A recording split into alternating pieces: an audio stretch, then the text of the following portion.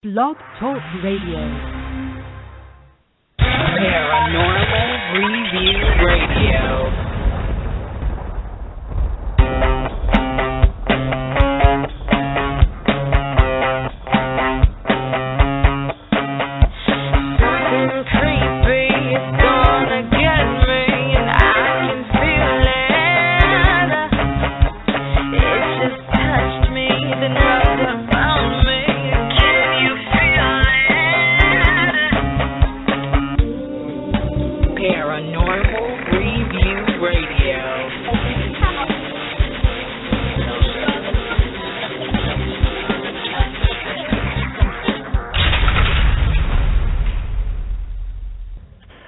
Hello and welcome everyone. It is Friday night and you are listening to Paranormal Review Radio, the only radio show without commercials and with more great paranormal talk. Thank you for joining us tonight. I'm Anthony Agati in New York. And I'm Luci Liedfried in Chicago. You are listening to one of the highest rated paranormal radio shows on Blog Talk. No bull, no lies, just a true platform for everyone to share their knowledge and experiences. When searching for the truth, good communication is key. Our phone lines are open for stories or questions. The call-in number is 661-244-9831. Our chat room is also open, so you can type in your questions or comments as well. Don't forget to like us on Facebook and subscribe to our YouTube channel at Paranormal Review Radio. You'll find more articles, blogs, and full show uploads. And if you have specific questions, comments, or would like to be a guest on the show, email us at paranormal.review@aol.com. Now, sit back, get comfy, and prepare to open your minds. It's time for Paranormal Review Radio. The great philosopher Plato once said, "For to fear death, my friends, is only to think ourselves wise without really being wise. For it is to think that we know what we do not know. For no one knows whether death may not be the greatest good that can happen to man. It is inevitable we are all going to die, as much as we try to prevent, prolong, or deter death." Get ready for a big statistic here. 55 million people alive today will be dead in 12 months. History has shown us that ever since time was recorded, man has searched ways to overcome the fear of death. From the next big elixir or fountain of youth concoction, and to the beliefs and religions that promise a wonderful life after life. Even in today's world, science is stepping up its fight with cryogenics and artificial organs.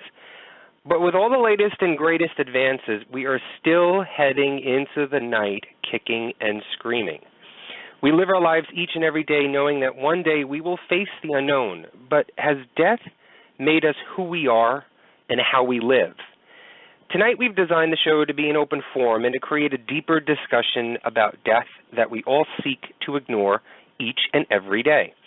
Maybe if we put the fear on the table, examine it and question it, maybe, just maybe, we can change our current life path and achieve what we've always wanted to. Kai Blackwood, a filmmaker, musician, and the subject of the infamous documentary Sold My Soul to Satan, joins us tonight to give us his perspective on the topic of death. Kai has some interesting perspectives on the paranormal as a whole, and who would be better to talk to about death than someone who came close to shaking hands with Satan? Well, since we only have a limited time in this world, and as I can see next to me, the Grim Reaper is actually waiting on the side, and no, that's not Lucy. Let's get into the topic, and welcome to the show, Mr. Kai Blackwood. Hey, Kai, welcome to the show. Hey, how you guys doing tonight? We're doing great. Hey, Kai, welcome back. You know Thank what? We had such a great time talking with you last time. How have you been? I've been good. I've been very busy, but I've been well. You know, fighting the fight. Well, well, for those who may not know about the world of Kai Blackwood, can you give everyone a little history of who you are and the documentary you were in? who I am. I'm still trying to figure that out myself. I thought I knew, but I guess I don't. I think it was midlife crisis or something like that. But yeah, I was, well, partial way life crisis. But yeah, I was the subject of a documentary called "I Sold My Soul to Satan," which is exactly what the title implies. And although I didn't complete the ritual all the way, I learned an awful lot about whatever you want to call that. I'm not even sure. Mm-hmm. The darker side of things, I guess, occult, et cetera, et cetera. But yeah. Well, Kai, the last time that you were on the show, towards the end of the conversation that we had in the interview, we started to touch a little of the topics. We were talking about a little bit of UFO, and you were so enthralled with it all. I didn't even think you were so in tune with the paranormal and stuff. But you obviously have some really great opinions and theories and thoughts on the topics of paranormal. So we thought it'd be really cool to bring you back on. And one of the things that you had brought up as sort of a topic to talk about was, death and life after death, or somewhere along those lines. And I thought that would be a really great topic to talk about, because I don't think anybody, we brush the topic, we bring that word up a lot of times, but we don't really delve into it. We don't really talk about it. And I don't think anyone does. Well, I think, because, we're all afraid of it. We all try and ignore it. Exactly. But so... And we know, you're not an expert on it. Nobody's really an expert on death. I don't think they can be unless you're dead. Except for dead people. Right. So tonight we just thought we'd just have a real casual conversation about it. We've got some questions, but they're questions sort of designed that anybody can really answer them, and they're more like opinionated or what are your feelings, and so it's really casual and laid back. So I don't want you to feel as though we're putting you under the spotlight here, but I'll try not to run away with it like I did last time. No, take it wherever you want to go. Anywhere you want to go for it. This is your night, Kai. But one of the things that, or sort of when I was thinking about the topic of death tonight, it got me to think about when was the first time I thought about death. And usually it's, when you're a kid or as you're growing up and maybe you sort of, attending a funeral for the first time and you're really thinking about it. So I guess my first question then to you is, when was the first time that you realized that you were going to die? I think it was honestly at a horribly unnaturally young age. I was so young that I'm not even sure. It was one of my first, this is going to sound ridiculous, but it was one of my first thoughts that I remember. Like full-on terrifying thoughts. Like so I was really young, probably like 4 or 5. I think, probably around 5. What were you thinking about at 4 years old? Well, when I was a kid, I'm not sure. People always say that this is probably the correlation, but I honestly don't think so. I'll get into that later. But when I was 5, I was adopted when I was 3. And the woman that adopted me, it was a man and woman, she got cancer shortly after. And she was, instead of being in the hospital, she had a bed at home. And this was terminal cancer. She was dying. So for, that time, I watched her deteriorate at home in this bed. And, I've had nightmares about certain there's certain elements of that time up till now as a grown man. So, I'm sure that planted the seed. Although I can't say I ever understood what it meant, at the time. I really didn't know. I wasn't clear on the concept whatsoever. And then when she finally did die the next year, I didn't go to the funeral. This is my recollection. This is exactly how it happened. When she died, I woke up. The man she was married to was a very cold man. So, there was no feeling. There was no anything. He just came upstairs, said she's gone, and that's it. Never saw her again, didn't go to the funeral. That was the end of the story, and I went through swimming lessons later that day.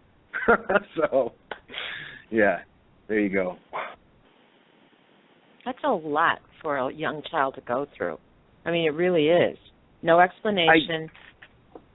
You're probably right, Lucy, but I always feel like I've actually been noticing this a lot. Like, I'm actually forgetting things from my past because I refuse to even look back, if that makes any sense at all.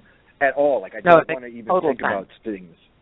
But when I do start thinking, all of a sudden, like, even as I'm talking to you now, like, it's like it comes flooding back, and I think that's why I hold it so far away, because it really comes flooding back. The images, the smell of the house, everything.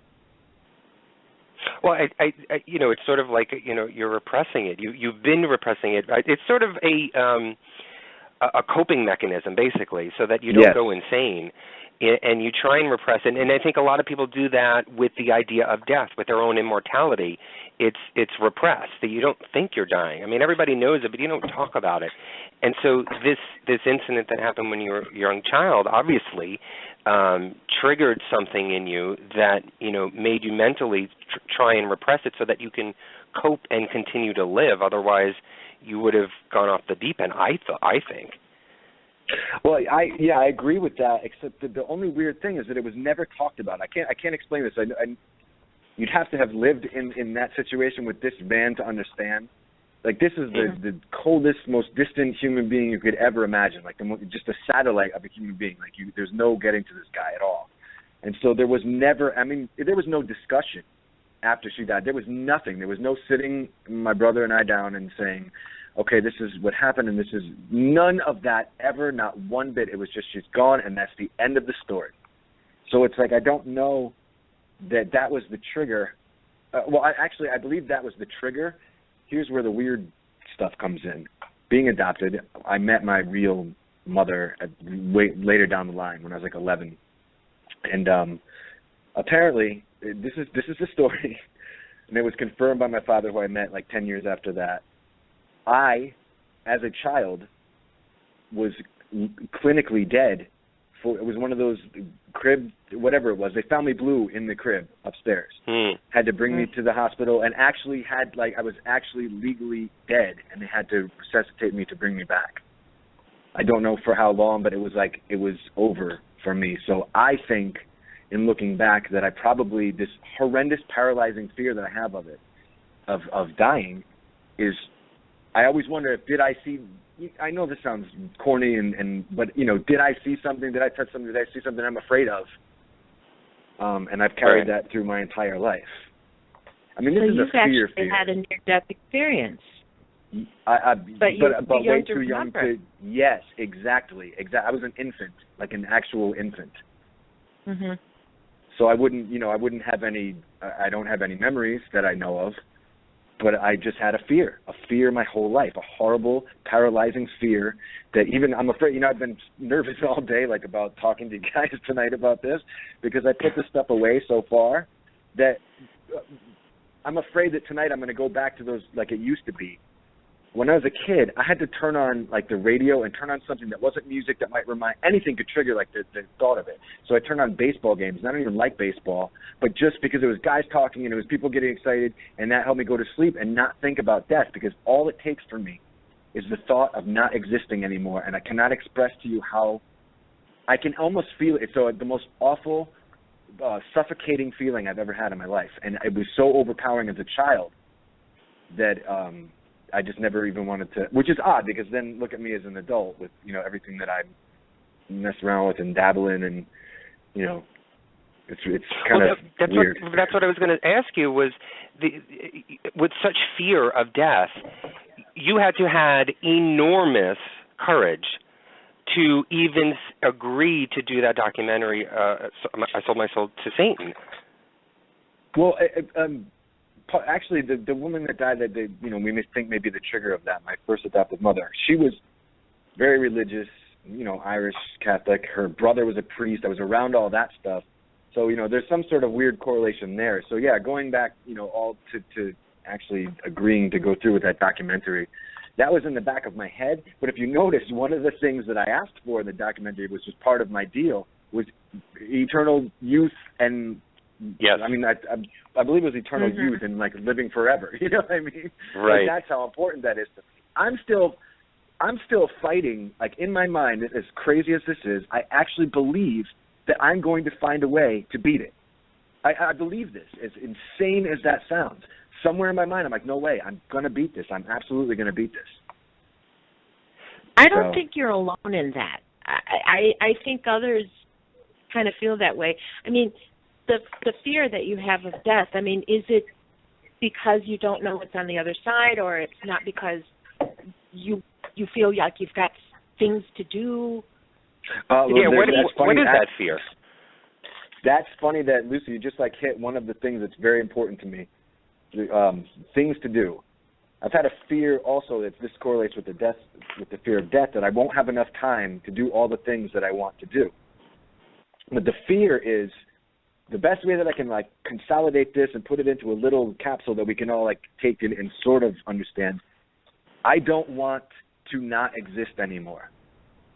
I don't believe in the other side. I don't know what to believe. I should say that. I don't know what to believe. I don't know what's on the other side. There probably isn't another side. I hope there is, but it doesn't seem to make a whole lot of sense to me. Or like nowadays, it's supposed to soothe our souls and our, you know, ease us a little bit to think that we're all energy and energy can't be destroyed, you know, and it'll just go back into the universe. Well, F that. No. No. I like being me. You know what I mean? I have issues with myself and all that stuff, but I still want to be me. I want to remember being me. You understand? It's like that just disappearing, just being gone. Like one day you're here, and the next it's just over. It's over, and so over that you're not even here to realize that it's over. Something about, I can't really articulate that properly, but I can actually see the line in my head from like your eyes being open to closing, and then just nothing, and then you're not even here to feel the nothing. It's horrible. What is the point? You know, if there was, that's one of my. If there really was a God, he definitely would have put a little safe switch there in us, so we weren't able to comprehend that. Well, you know, it's such. First of all, death is such a disturbing topic to talk about, and it creates so many emotions. It stirs so many things in people differently, in different people, and in. I'm going to get a little bit nerdy here, but a little, yeah, a little bit. In some of the you know the research that I've done and the things that I've looked up, there was a Roman philosopher, Titus Lucretius, I think is his name, and he had brought up this point, and as soon as I finished reading it, I said, you know what? It kind of actually makes a little sense to me. And he said something to the effect that why do we fear death? We fear death because it's the unknown. We don't know what's going to happen. But have you ever questioned yourself to say, have you ever felt a fear of pre-birth? Do you ever fear where you came from? Obviously, you don't have a recollection of it. There's no memory of it, but you just appeared from something. Why isn't there a fear before birth? Why is there only a fear after death? And it kind of made a little sense to me. I may not be explaining it correctly, but have you ever thought about that okay, you have this big fear of death and you don't want to die and you want to live forever, but have you ever thought about, well, what about the fear of what happened to me before I was even born? No, because it's not that I haven't thought about it, but for not knowing what to believe, because again, there's so many beliefs out there. My wife believes that they're Buddhists. They think you come back as something else, and then you're someone else, and it's just this. I'm not down with that. Even that angers me. I'm like, no, that's not cool either. You know, because there you go. You just said it, Anthony. So if you're born, you know, and you don't remember and you don't have a fear of where you were before, but maybe you did, if it's the way that is. Maybe you had a fear before you got here, and that you is gone before you're born again into somebody else. So either way, you lose as far as I'm concerned. You lose. Because it's a loss of identity. Thank you. But wait a second, Kai. You just said it. You actually may have just cleared your mind a little bit here, because if I missed it. Tell me. if you don't remember that fear, or you don't remember where you came from, and you're living your life right now completely in fear for so many years, why bother living in fear if after your death, and say it is, you know, you live again, it's all for nothing because you don't remember anything now in the next life? No, I agree with that, and I was thinking about that while we've just been talking now. and I've thought about it before. The thing is it's not about then. Like we all, we're all here in our own bodies, in our own minds, stuck there. We are stuck there. No matter how much you connect to somebody else, how much you say somebody else in the world completes you or whatever, even through your children, you guys know, I have my daughter and I love her more than anything in the world and all of that. Right. However, I'm still stuck in my own head. I'm alone.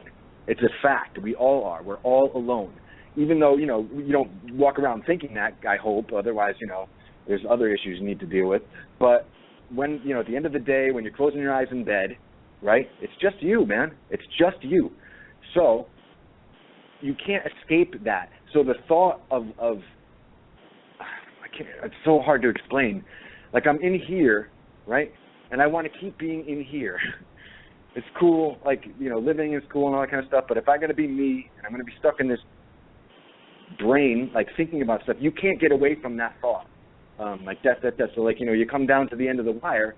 I don't know, maybe when you're old something releases and you become less afraid because that people seem to say that. But for me, I can't see it. I just can't see it. I don't want to even get to that point. I don't want to. Oh my God! Imagine someone telling you like you only had 2 days to live. Like did you ever see Melancholia? No. Yes. The movie. You did, Lucy? Yes. Yes. Oh man. So there's the end of the world, and I've had dreams like this. This goes all to the alien stuff with me. But that end scene, I have had dreams just like this, so real and so powerful and so terrifying of the end. And you cannot. This is a perfect example of what I'm trying to articulate really poorly, and I apologize for that. So this giant world is coming crashing. Anthony, since you didn't see it, it's like another planet is coming. It's no secret in the movie. It's coming, and it's going to crash into Earth. And so at the very end of the movie, they're sitting in this little teepee thing that they made. One girl's at peace and the other one's freaking out, and the little boy's at peace. But it crashes into the world, and they're dead. And there's this part before that comes where one of the women is trying to run away. Right? She gets in the car, and it won't start. Then she gets in the golf cart, and she tries to drive away. Where are you going to go? There's nowhere to go. It's like that. Like you're in your head, right? So you're you. You're Earth. You, each individual person is Earth, and death is that other planet that is coming crashing into you. And you have your whole freaking life to sure, you can some days, it's a nice sunny day, I'm not going to think about it, but every once in a while you catch that shadow, coming, in the form of anything, in the form of more lines in your face, or more hair falling out of your head, or you're not as strong as you once were, or you hurt your back a little more, like anything like that. It's like that shadow is like looming, and it never gets smaller. Like in that movie, there's a minute where it seems to go away, but it doesn't.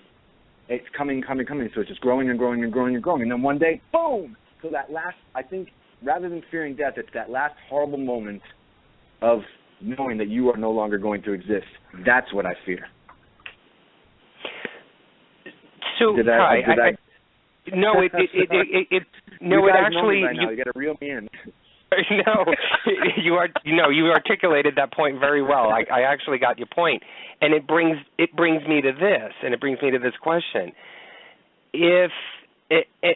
Forgive me if I sound like I'm combating you. I'm not. I'm just trying to sort of no. Mind. I love debate. No, and I'm not debating. I like to try and get in people's minds. I do that constantly. Are you debating me about debating? Yes. Debating. So gloves are off, Anthony. I'm ready.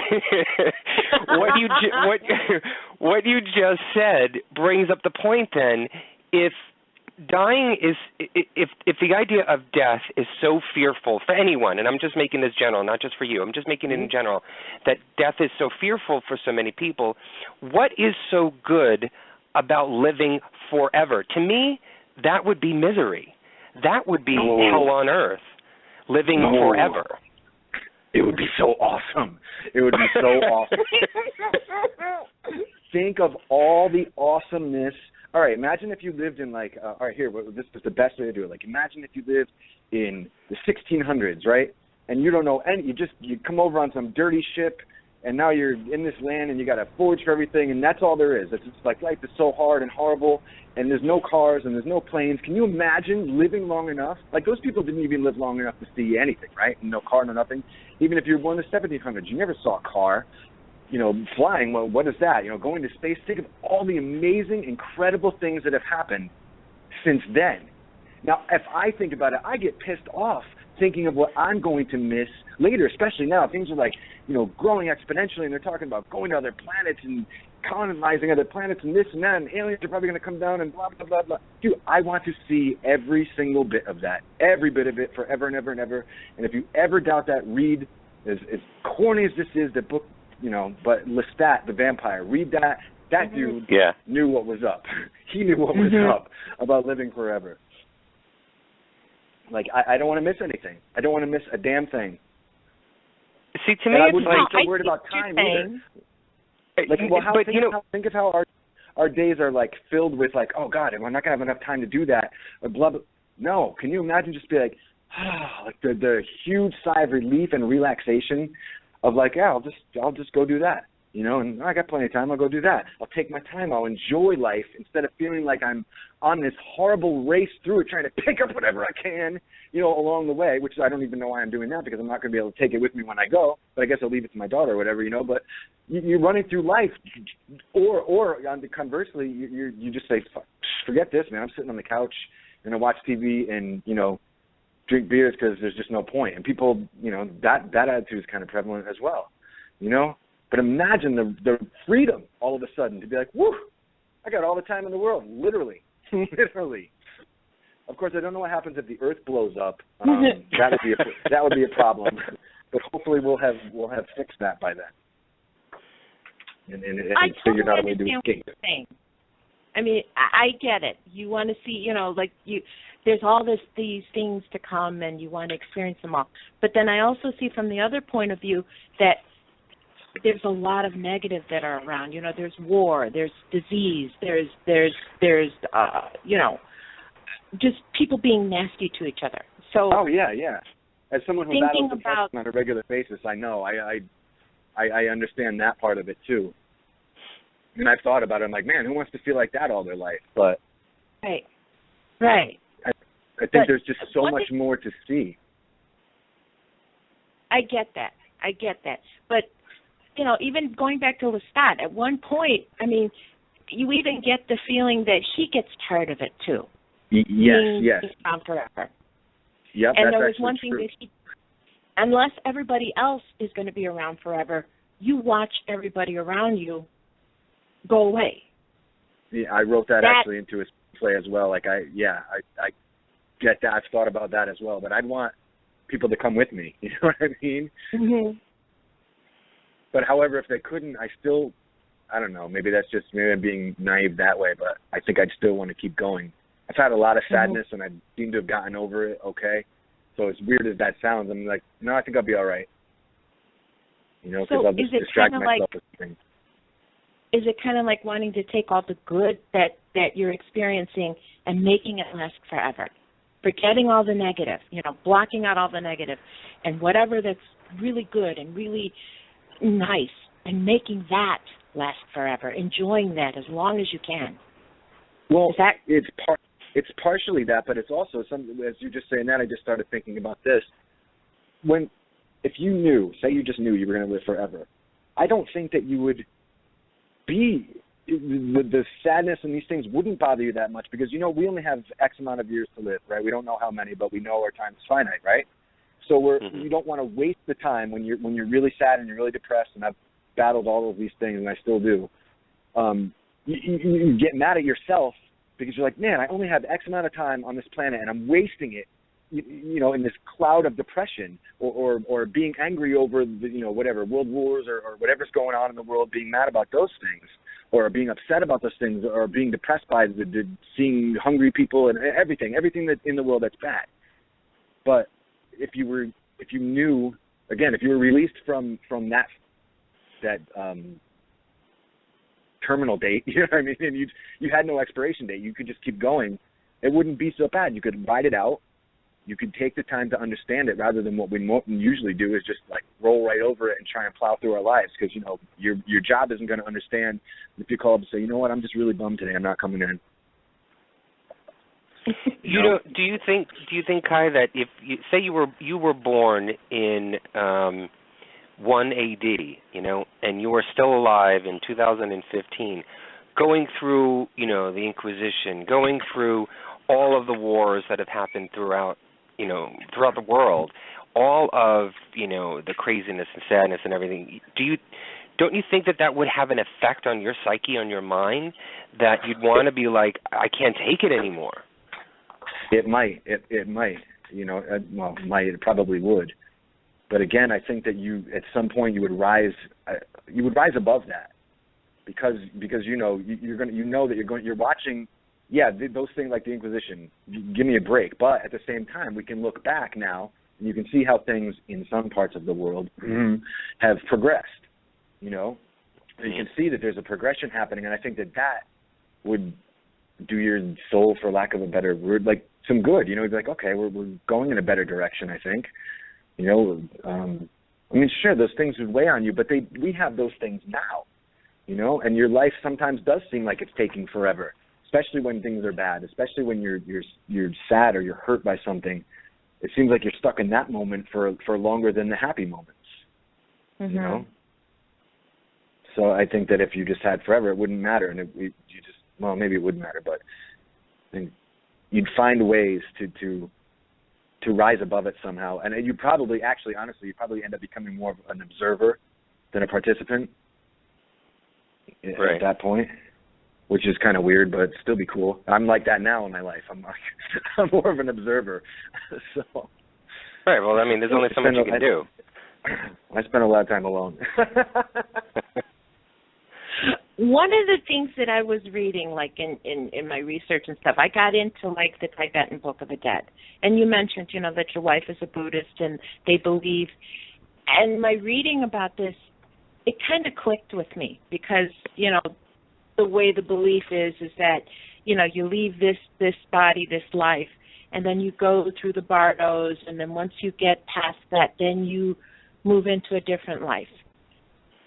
You're basically still the same person. You're still, it's the karma. You take the karma with you. Whatever you've done in this life, you kind of take it with you to the next, and you live that life until you work that off. And if you've got more, then you live another life.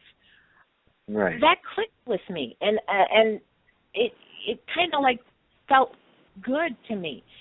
But I want to know, why is it that kind of angers you about it? That you're still moving forward, and maybe the things that you've done in this lifetime just really, you gotta pay them off. Doesn't that make sense? I guess it does. If you went if wherever we go to I'm imagining that after if that's the case, right? If reincarnation is what happens, I'm guessing that you wouldn't just pop right into like someone else from here. I'd imagine you'd reconnect to whatever you originally were from for a minute, probably regroup, say hi to your old friends, have a cigarette, and then pop into some other body or whatever. So that would be all right once you get on the other side. But the crappy thing about it is, and the thing that makes me so angry, is not remembering any of it. Now, I'm just a person, I know many people do have these past life memories. I do not.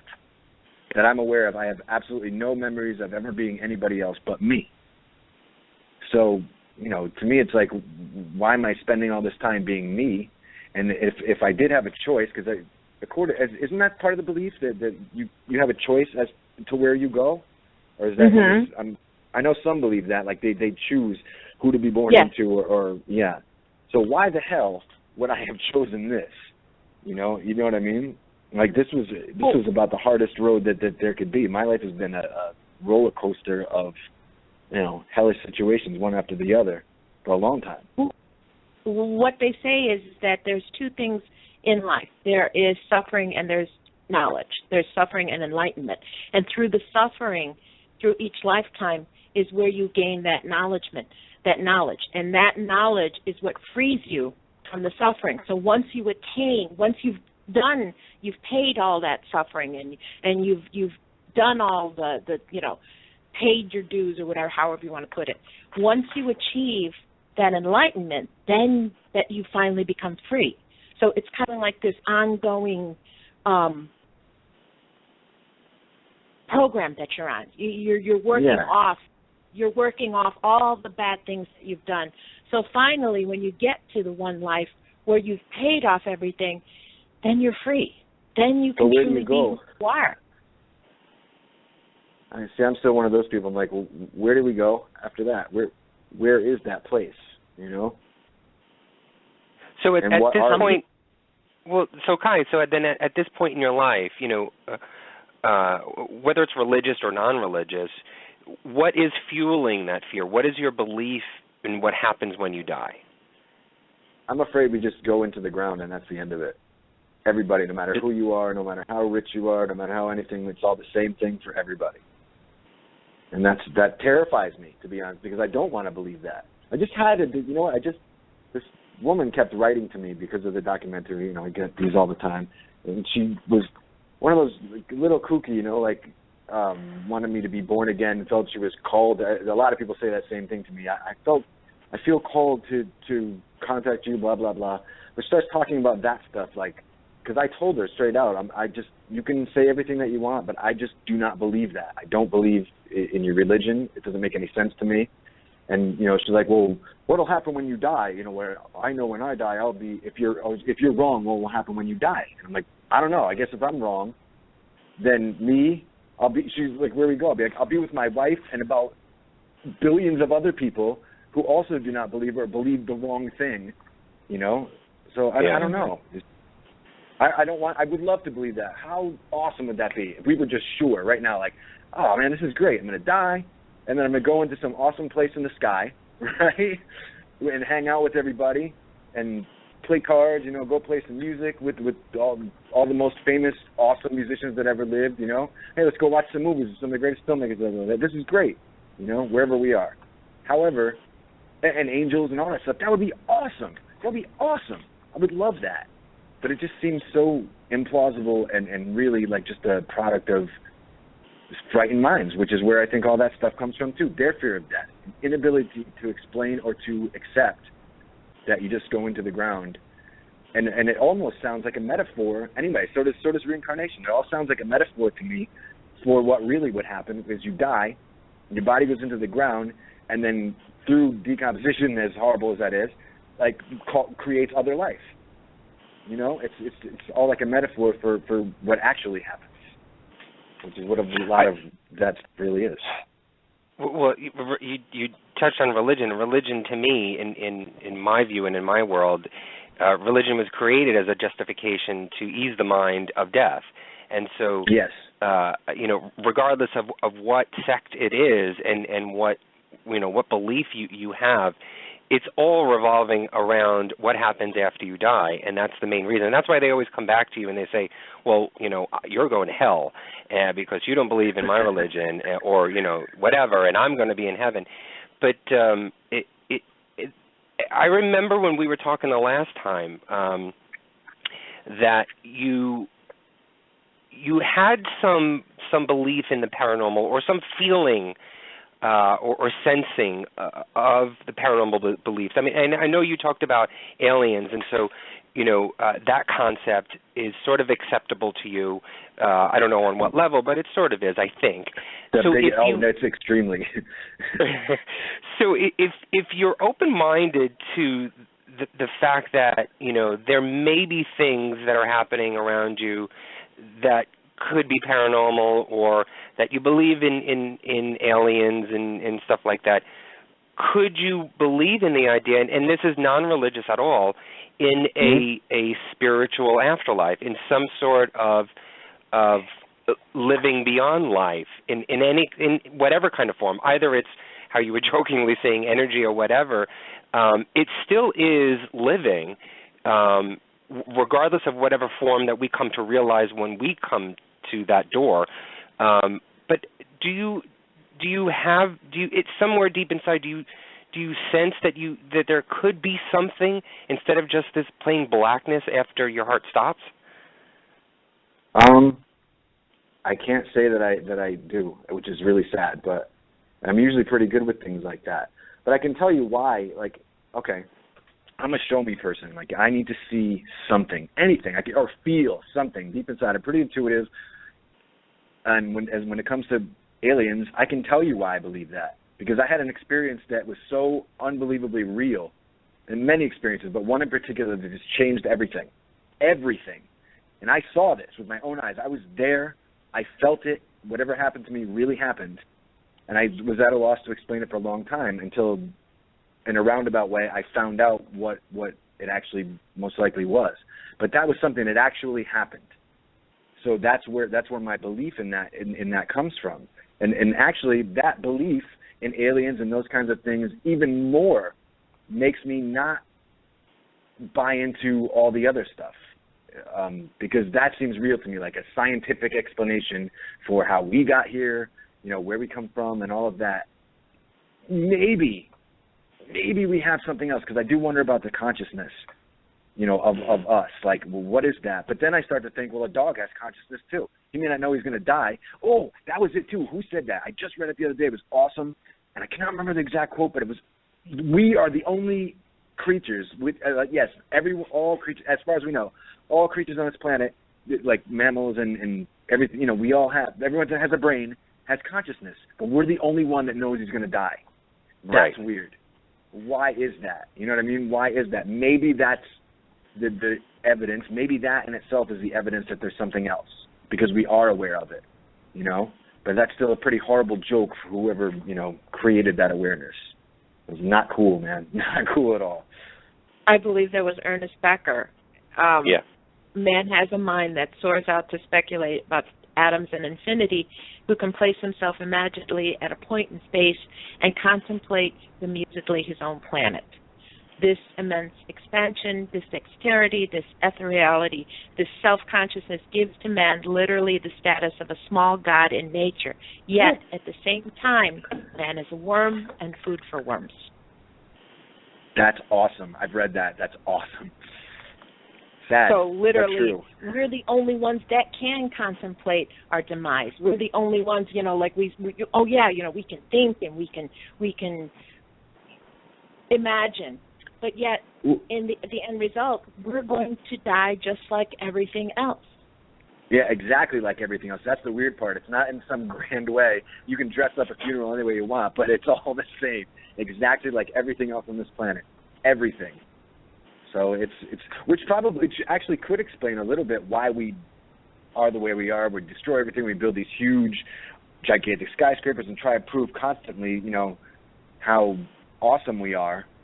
You know, maybe in some weird attempt to either not think about death or somehow conquer it. You know, like leave our lasting mark, even if it's a horrible scar on the planet. You know, whatever it is, at least we can say I was here. So but just that's to touch on what Anthony, on what Anthony was talking about, like, you know, with the paranormal experiences. I mean, there are people that come in contact with voices and they see apparitions, and some of these energies or spirits, whatever, they interact. So is it a part of our imagination? Are we creating that, or is it who is that we're talking to?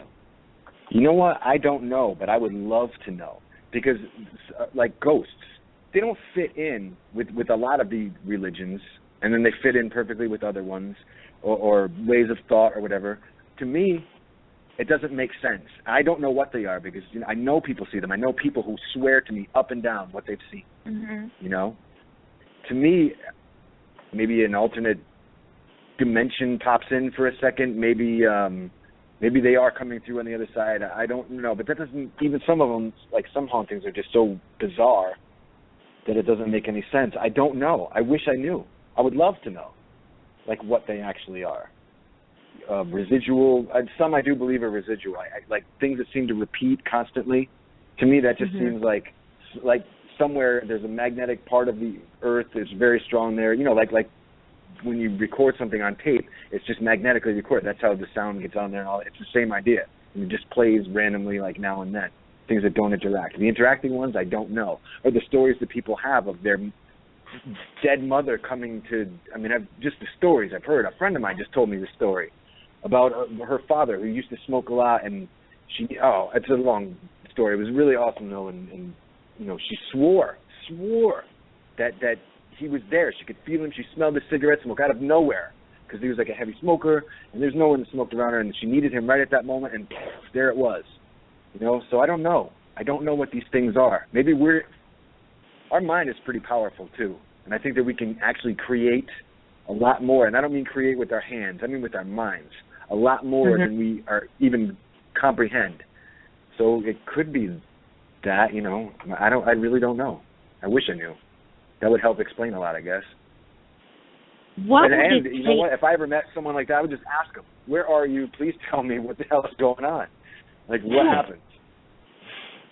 Well, that's kind of like what we try to ask. I mean, but what would it take for you to believe that it is a ghost? I mean, do you have to have that interaction, or do they have to come out and say, "Okay, here, Kai, here's what it is. I'm dead. I'm on the other side. Here's..." Well, no, not so much that. I mean, if I saw something like that, it's plain as day, you know what I mean? And not sometime when I was trying to freak myself out or whatever, under normal circumstances, if I was suddenly surprised by an apparition, yeah, man, I would absolutely say, okay, that's real. Whatever it is, it's real, but I still don't know what it means. And if it doesn't interact, residual something or other. But if it does interact, I don't know. I mean, what could that be other than a person trying to reach you from somewhere else, or some entity? Because there is this whole, I'm telling you, I'm starting to buy into some of this stuff, this interdimensional beings somehow getting through and reading your mind almost. You know what I mean?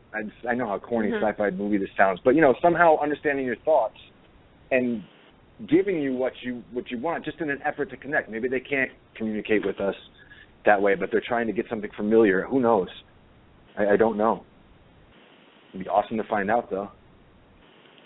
Yeah, it would. Only not to die and find out. Let's just do it while I'm still alive, It's too late. You can't tell anybody about it. It sucks. I think, how in the Bible, I think the Bible's probably not the only one, but it says, like, way back when, right, everyone seemed to live a really, really, really long time. Like, these people lived to be like 800 and 900 years old.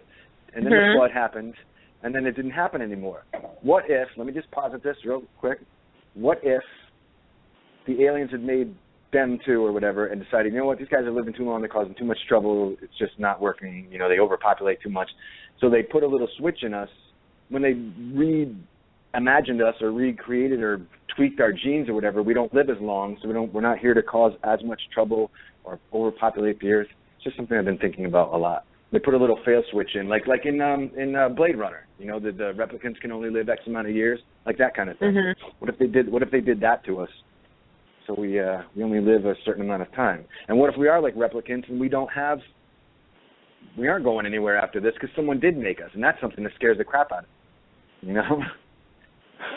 What if we're all in a matrix and we're just a computer program? I was just gonna say that. Did you just say a program? If we're all in the matrix and this is all a program. Yes, and honestly, I'm sure you've come across those things online. They always pop up like in feeds and stuff about that, how the universe is a hologram and possibly even a computer program. I've actually read that from like legitimate people saying that as a theory, and that actually would make sense. Like that, I could understand that to a certain degree, where we're in some big program, and like what's that movie? Oh my God! I want to say a 13th floor, but that can't be right, or is it right? Where they find out they are that. They're in like some computer program. They're living just like us, and they can never go beyond they never go beyond this place because it's like the wastelands. And when someone finally breaks through, you can see like electricity and stuff. It's just they're in a computer program. That's it. That's the 13th floor. Yeah, I think that's right. You're right. Yeah. That sucks, right? That's terrible. But at least, as horrible as that would be, I mean, shit, what does that mean? That means you have you don't have a soul. Anything that you think or the beliefs are just a product of some program, like put into you. What if we're an experimental program? But I think what many people do is harp on what the end result is. And, whether we are in a computer program and at the end, it's blip, we're out, and the computer shuts down, or it's death and it's complete darkness, or it is a religion and we're in heaven or we're in wherever, everybody continues to harp on that idea. But I think what the lesson that should be taught is for the time that we're spending in this body and within the people that are surrounding us, we should enjoy and continue to create a better life and an environment, if not for everybody, but for ourselves, so that we can live at this time period for however long it is and have a good time. Sort of like, if this is the Matrix and we are a computer program, and in reality it's only about a 60-minute show, let's say, or a 60-minute software program. Well, then for that 60 minutes, I want to make sure that this sitcom or this movie that I'm in right now is the greatest movie that's ever been played, and I'm going to do every effort that I can to make it the best. And I'm going to be, I'm not going to play the villain. I'm going to play the hero, and I'm going to get the girl. I'm going to do this, and I'm going to do that. That's sort of my idea. And so I think what it does is this death is reflecting back on what we should be concentrating on, and not so much what that end result is. That's actually true. That yes, you should be focused on now, like living and making it the best life it can be. Again, me, I always go back to like the religion thing. Like that's where I get angry at all that stuff, because that stuff basically says, don't worry about this life, just be meek and take all the crap that we're going to dish on you, and you'll have a great life like the next time around or wherever you go. No, man, you got to treat this like it's all there is, because and very well may be all there is. That really sucks. I know I'm going to have nightmares tonight. I know it. But Kai, you know what I noticed as we've been talking for a while now, I've noticed that, for all the amount of fear that you're saying that you have, or the frustration that you feel about death and all of that anxiety, if there is anxiety, you do have a love of life because you want to live forever. You are so in love with life that you obviously you fear the death because it's going to end. It's the cutoff switch. But you love life so much. And so a lot of people think that when people start to fear death and are trying to ignore it subconsciously or whatever, that they hate life, that it sort of morphs their thinking and their mentality because they're constantly thinking about death. But in the conversations that we're having tonight, you love life so much that you're trying to hug it all at one time and trying to do what you can because you know that it's there, but you love it. It hasn't affected you in a bad way is what I'm trying to say. Well, I mean, it hasn't. Here's where I'm going to take us all down to I'm going to be the killjoy now. Watch this horror. We're going down to the dungeon now? We're going down to the dungeon because I'm a walking contradiction, because I also have battled suicidal serious stuff, not just like, I've been hospitalized for it before and stuff. Like, I've had those too. So and I've asked myself this question many times, how could someone who doesn't want to die so much have these moments where that's all I want to do? So, and I actually recently just come out of something like that. I'm still kind of coming out of it, but so yeah, I don't know. It doesn't make any sense, because on the one hand, there's that, I don't know, maybe it's just because I'm a dick to myself, and I'm like, all right, well, you're afraid of this, so like face it head on. I don't know. But yes, you're right. I want to live forever, but I also want to live forever because I feel like I screwed up so much so far. And I want more time, and all I see when I look in the mirror every day is like, oh man, all right, you get to a point in life where it becomes less like, when you're younger and you're just like, oh man, I'm going to throw on this cool shirt and I'm just going to, who cares what my hair looks like, man? I'm running out and you look awesome, right? You're just like, yeah. The older you get, it becomes more like concealment, and like it's like this huge amount of like prep, like just so you. And I'm obsessed with that stuff. I'm obsessed with how you're perceived and looks. Like a friend of mine just said the other day, she's like, you're styled from head to toe, and I'm like, this is like it's me, but it's like it takes forever. It's a concealment, like, because I don't want to get old. But then I start to see things in the mirror every day, and you know that it's like I said, that's that planet like coming in, and those are the moments. Like there are times, long stretches of time, where except for like to do my hair, which I don't, I'm supposed to wear glasses, but I don't, so it's just blurry, and that's fine with me, And then because I don't look in the mirror, I open, like, if I have to brush my teeth, what's worse than that? First of all, bathroom light, who invented that? They're an absolute into that. Like that. There's nothing you can do. You can put the warmest light in there, and you still look like a corpse no matter what it is, right? Like, you look in one mirror like, man, I look awesome, and you go into the bathroom, and I want to kill myself. But so I open the medicine cabinet mirror, you know, and I can't sit there looking. Can you imagine being, like, an inch away from your own face? Like brushing your teeth. First of all, that brushing your teeth, that's not a pretty thing at all anyway. But to see, like, I start looking at every little indication of aging, you know? It's horrible. It's horrible. Oh, God. Are you a perfectionist? I am. I am an extreme perfectionist. Probably, like, clinically, you know, there's probably something wrong with me that way. In most things. Some things I'm cool with, but, like, yeah, when it comes to me, like walking out the door, I have something broken with me that way. I'm obsessed with, like, how people perceive me. I don't know what that is. I wish I wasn't. I would actually thought about going to get hypnotized because I keep seeing these things in Craigslist. I'm like, man, I should really go to that so I can not feel this way anymore. And then while I'm at it, maybe they can hypnotize me to believe that I'll stay young. Because if your mind can do it right, it sounds insane, right? But I kind of believe that might work because it was working for a while, man. I don't look my age, thankfully, but for a while there, I feel like it's starting to catch up to me now. Like I'm seeing things in the mirror I'm not liking.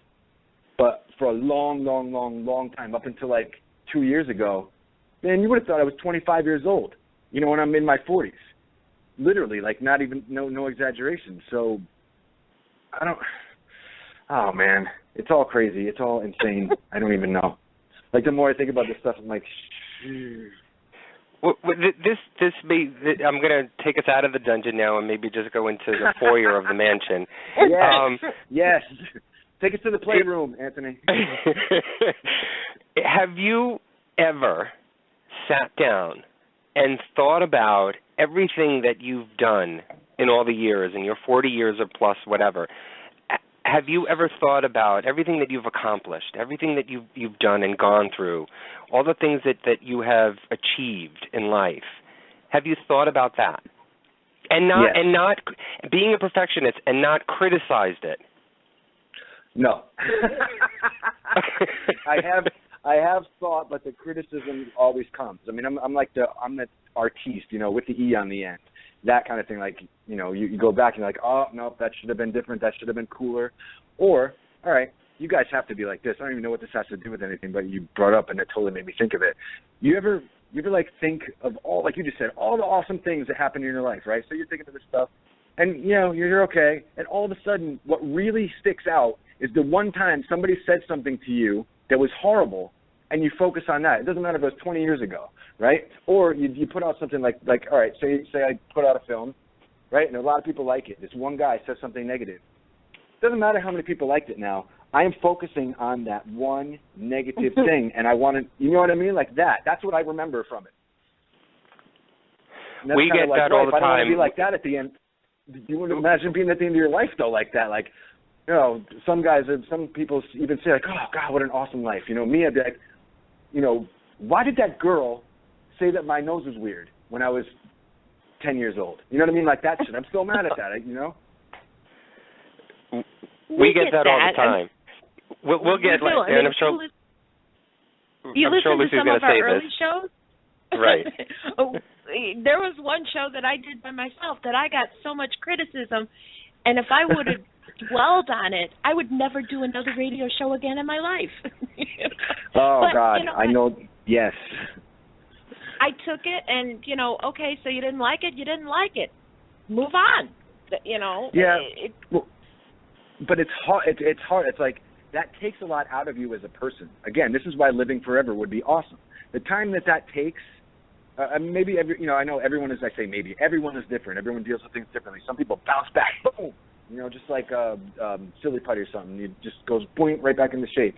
But some people are more like Play-Doh, and you know, you put a big hole in it, and that hole stays unless you massage it back into a ball, right? So it's like me, I'm Play-Doh. Like I have to like actually work myself back into like a cohesive, you know, one solid piece again. Once something takes a chunk out of me, and it takes a while, and that's like time wasting, right? So now I'm like not 25 anymore. You know what I mean? Is that an act? That's my actual age, not 25. Well,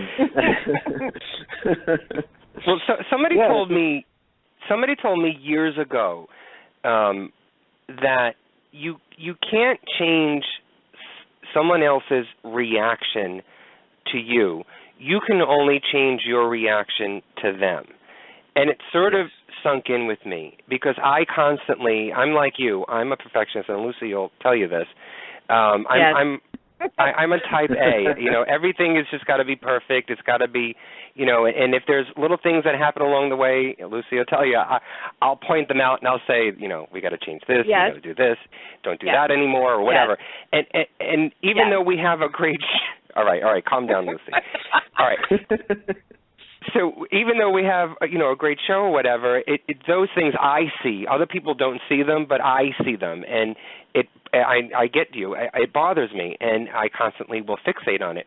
But somebody told me a long time ago that I can't change someone's reaction. I can't make someone say that's great. If they have an opinion, they're going to have an opinion, and they're going to say to me, you know what, you stink, or you know what, your hair looks like crap today, or whatever it is. But I can change my reaction in a way that I exhale whatever it is that wants to come out or should come out. I can change the way it is, and so I can choose to be angry and lash out, or I can choose to bottle it all in and then let it build up and build and build until the point where I go crazy, or I can just let it fly off my shoulder and say, you know what, I can't do anything. They're going to say something, whatever, let's move on to the next thing. And I keep that in my mind. Sometimes it doesn't happen. I do harp on things a little bit, and it'll stay with me for a little bit longer, but I'm getting better. But that sort of helped me along to try and not be that way. Otherwise, it would just constantly consume. And then I don't look at all the greatness that I've done or that I've been able to achieve in my life. I've missed that opportunity, and those get sort of pushed away into the shadows. Mm-hmm. You start dwelling on all the negatives and all the things that are wrong, that you miss all the good stuff. One saying that I've heard and that I've always really, truly loved, it's not the destination. It's the journey that counts. So if you spend the whole journey worrying about this isn't right and I'm not perfect and I'm never, you know, I'm not 25 anymore, you kind of miss out on being 40. I mean, 40 might be the best year you ever had. It wasn't. No, I can tell you that 40 was not a good one for me either. No, man, no. I get what you mean. Trust me. This is where I had all this down. This is why it's even that much more frustrating in life. Like, life is frustrating this way, or mine anyway. My stupid brain is frustrating because I know that. I understand everything you said is true. All of that is true. But I can't stop right now for whatever reason. I'm stuck in this rut. Before that damn devil documentary, I had this stuff licked. Man, I was on a great path and everything was awesome, but it was because of my mindset. I had changed my mindset and made a very concerted effort to do so. Like, very concerted. Just turned my life around, and everything was awesome. And whatever the negativity that brought in somehow I still seem to be trying to, like, brush that off of me or whatever. And now, you know, since we are talking about death and stuff, people keep writing to me all these things, and I'm a guy who doesn't like to think about dying, and yet everyone keeps writing to me about that. When you die, you're going to go to hell. Some asshole wrote that to me, like, recently. That's all it was hell awaits. Yeah. And I just blew up. I usually ignore those ones, but I blew up on this girl. Just blew up. And just, like, wrote this long, enormous, really very wordy diatribe, you know, and just let her have it, man. I let her have it. Because this is like, you know those types. But I don't want to think about that. And then this other one. What happens when you die? You know, are you afraid? Satan's blah, blah, blah. You know, Satan's waiting for you. You're going to burn in hell, blah, blah, blah. You know. So I guess I have that to look forward to after all of this, apparently. Did you ever, but, you know. going through that documentary and going through that ritual, did you fear death? Did you fear that you could possibly die? not as a result of that, although, wow, that would have been a blockbuster ending right there, right? Woo! It's been like the most successful documentary in history. Oh, why didn't I think of that? I could have faked it anyway. But no, I wasn't really. Maybe if I was getting paid, I would have been bothered, to actually think of something cool like that. But I did not fear like dying then, but I was afraid, only because of all that lifetime of Catholic programming, of, oh my God, what if this is like real? And someone keeps writing to me that too, like even the act of trying to sell your soul is a mortal sin, blah, blah, blah. And they, so I wrote back to that person, like, so is pride, assholes, because, the way they're talking, they're so proud of their own, and every picture they had, I look on there, I have to do that. I see who's writing to me. And everything is like a selfie, with their boobs hanging out. I'm like, pride's a fucking mortal sin, so, He's just how you are just like me. I do the same thing. I know. Well, people tend to not look at themselves. That's a weird thing in the world, too. People, are so, especially today, with the, social media and all this stuff, there's so knee-jerk reaction to everything, just no filters anymore. Everyone just lashes out without holding that mirror up to yourself first.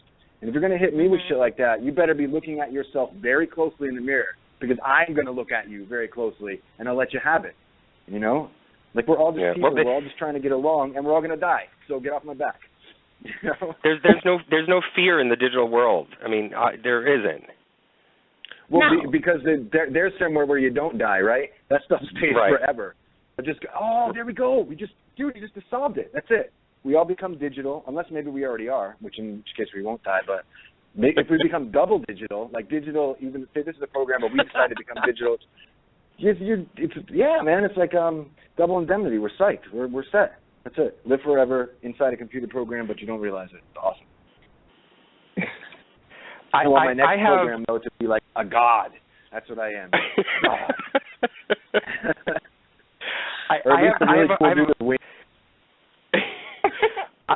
I have a morbid question to ask. Oh, I love those.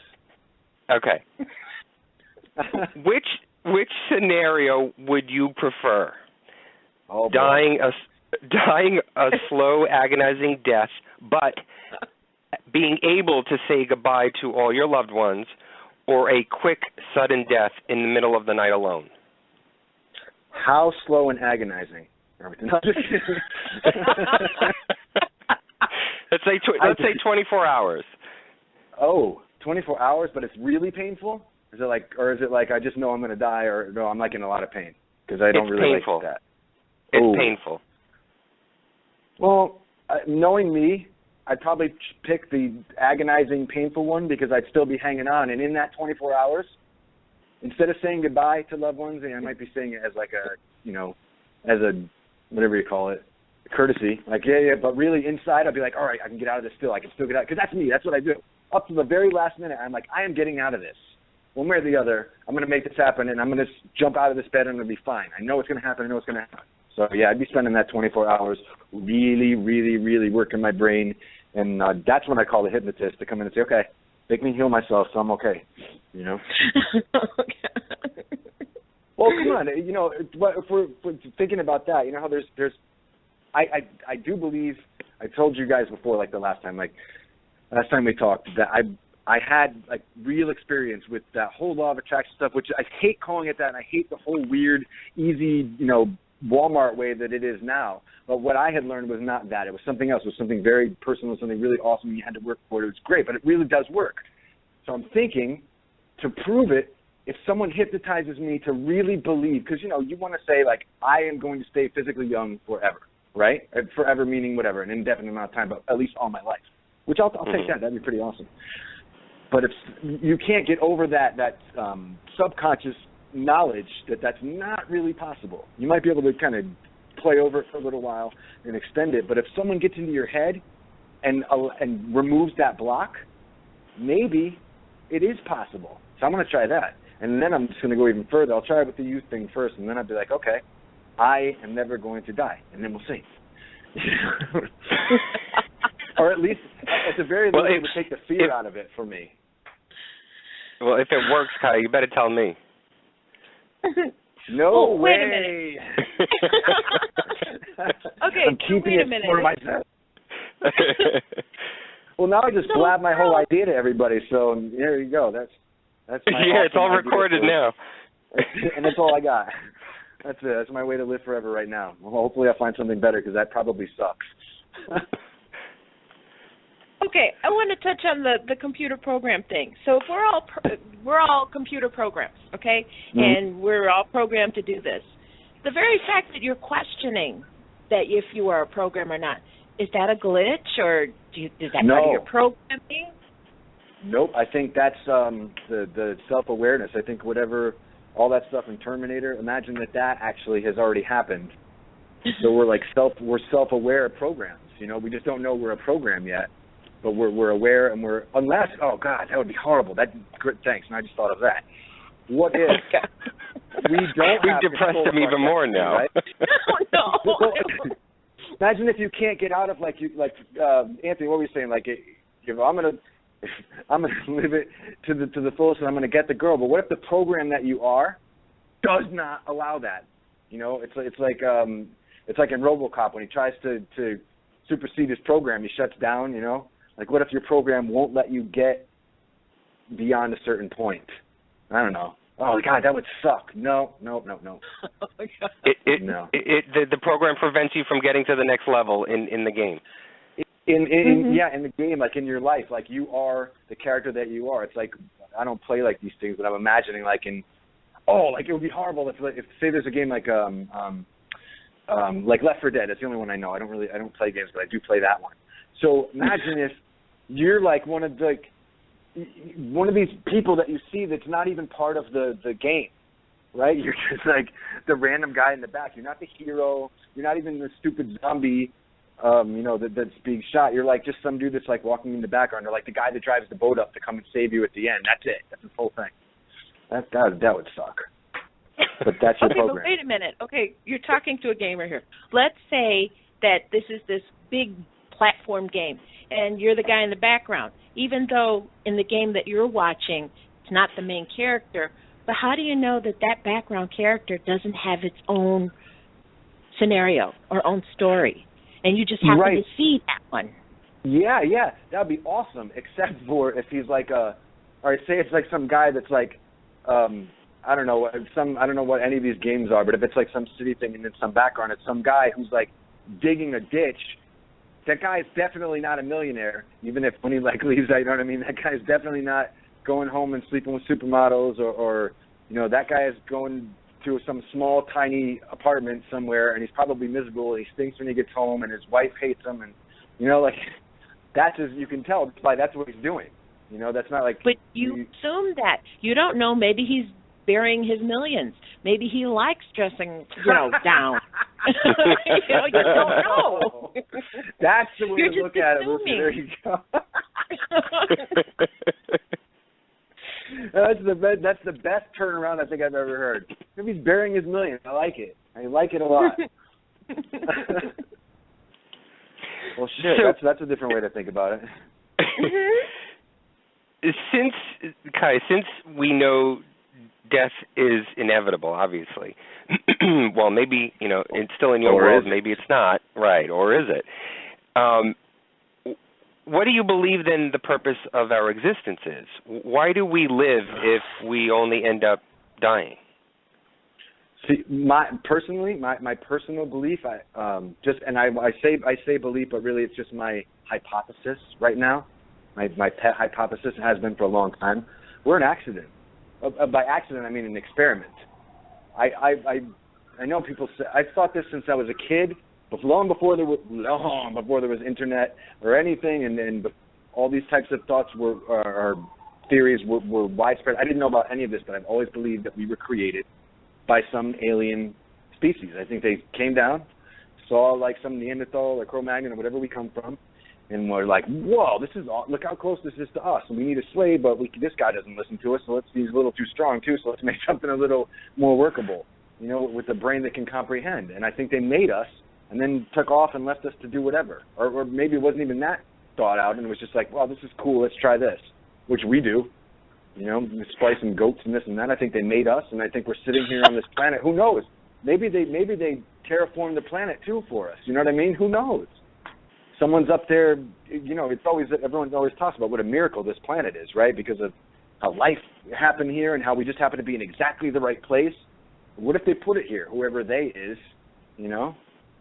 So I think we were made, so we don't have a purpose. Our purpose is for someone else to watch us collectively, like in an ant farm, and at first it's probably looking at us with great enthusiasm, but by now, as long as it's been, by now we're just hanging on somebody's wall.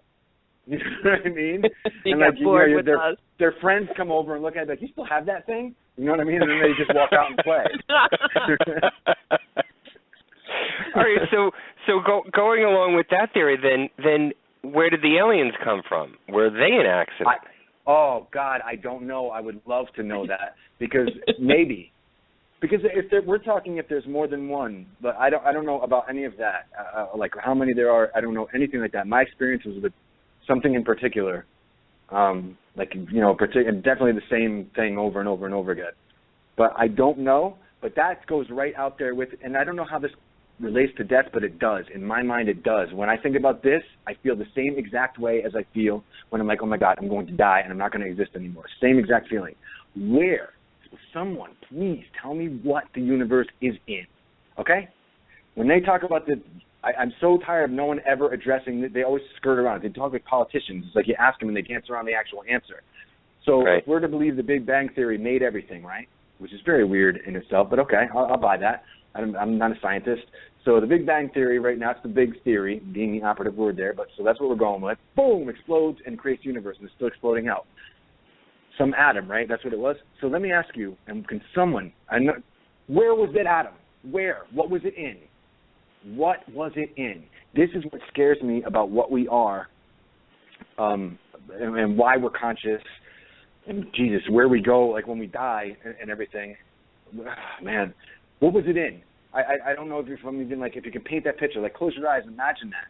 Nothing, right? Nothing, but so much nothing that it has to end somewhere, right? And if it doesn't end, I can't even begin to comprehend that, and that's exactly the way I feel about death. Exactly the same thing.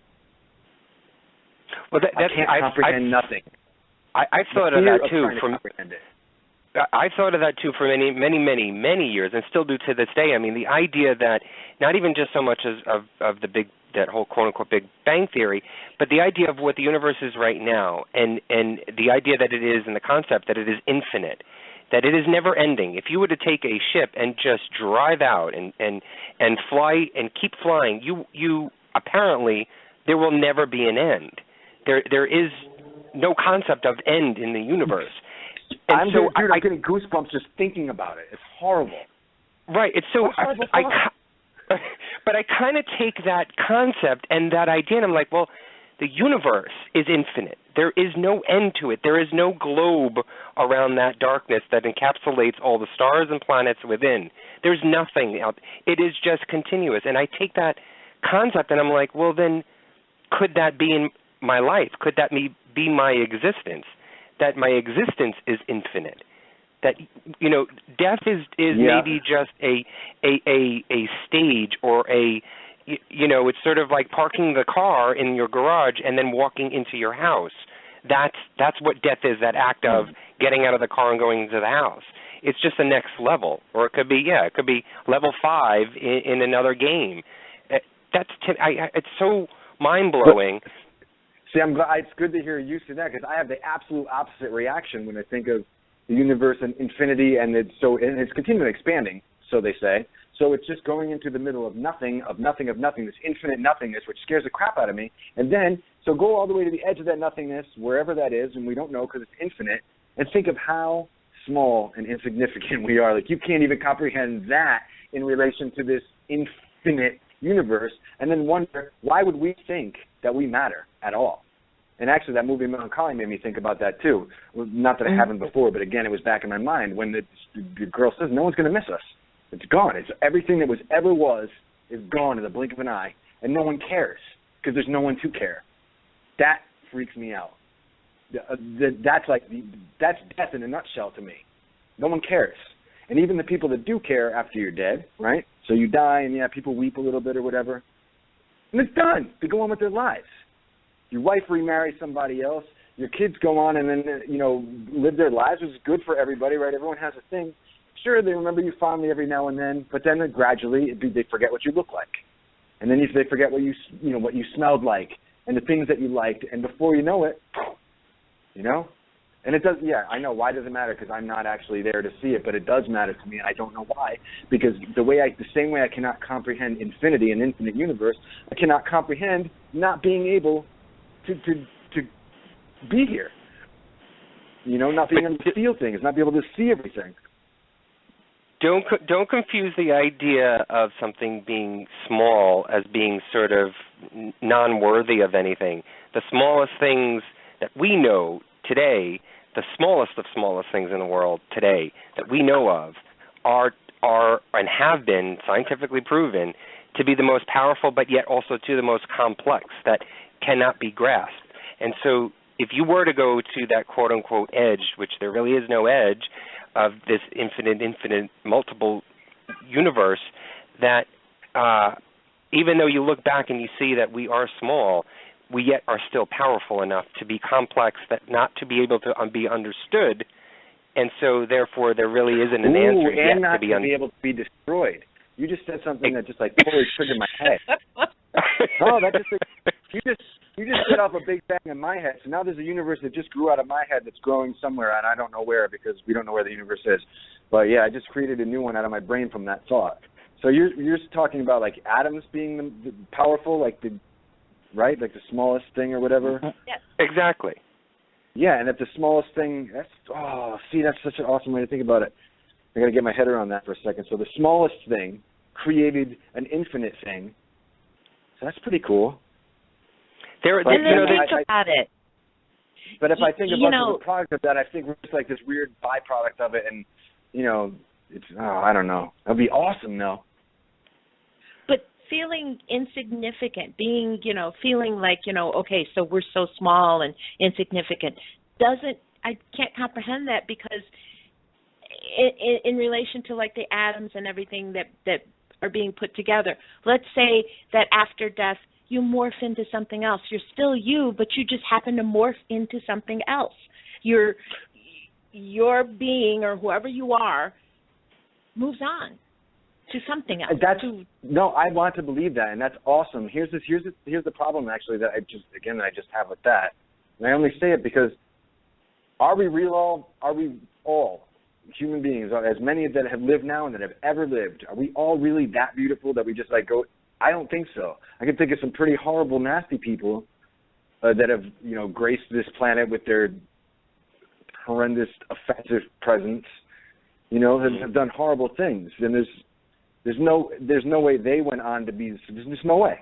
There's no way. I could pick the easy ones like Hitler and those kind of guys. Like, where'd they go?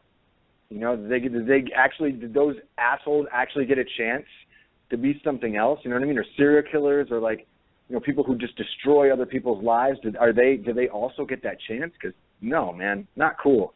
Is there a judge somewhere that says, you know what, that was way, way out of bounds, so we're just going to squash your light out now, and that's it for you? To me, it's like I know we all in our minds, because we can only perceive.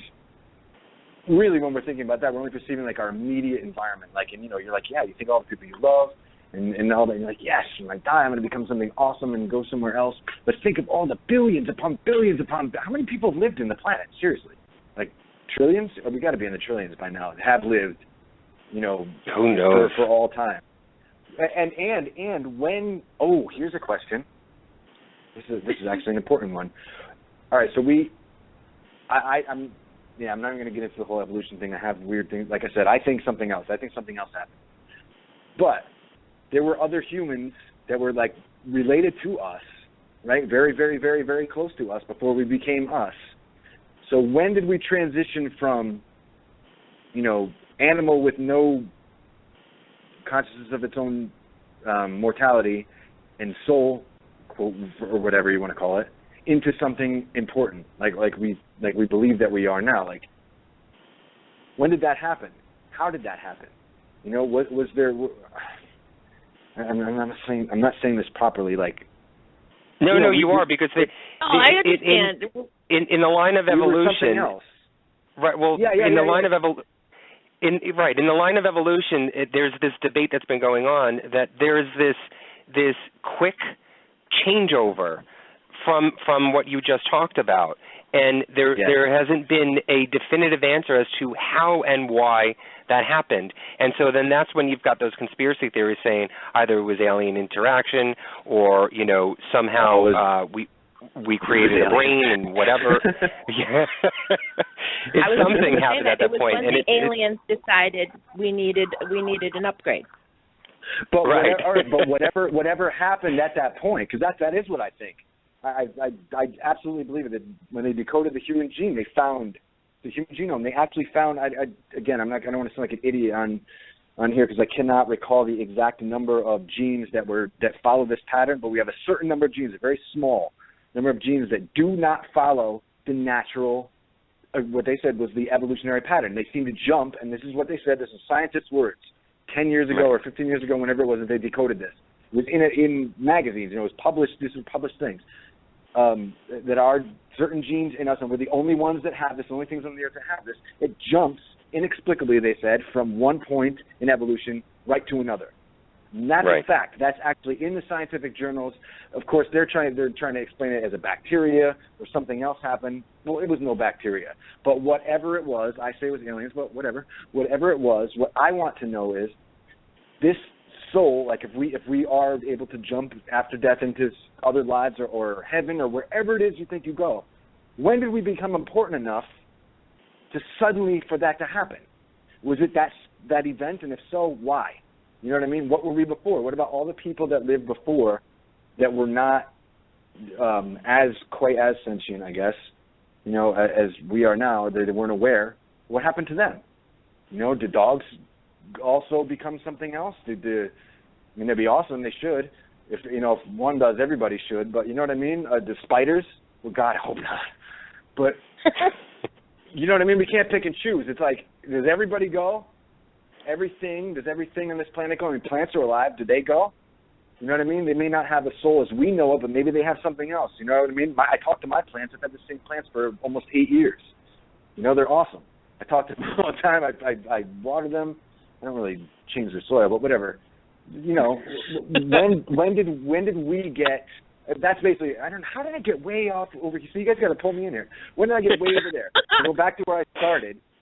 So, like what Lucy was saying, and a lot of people say, our energy goes into something else.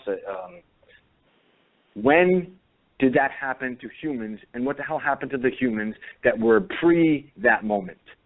You know what I mean? What was the big event that suddenly made us special enough to avoid just getting buried in the ground and that's it? Or is it because the consciousness that we have that made us aware of our own death made us so afraid that we created a reason, or we created all these awesome things to believe, because they're not terrible to believe. It's great if you could just believe them. I wish we didn't question them. It'd be even better.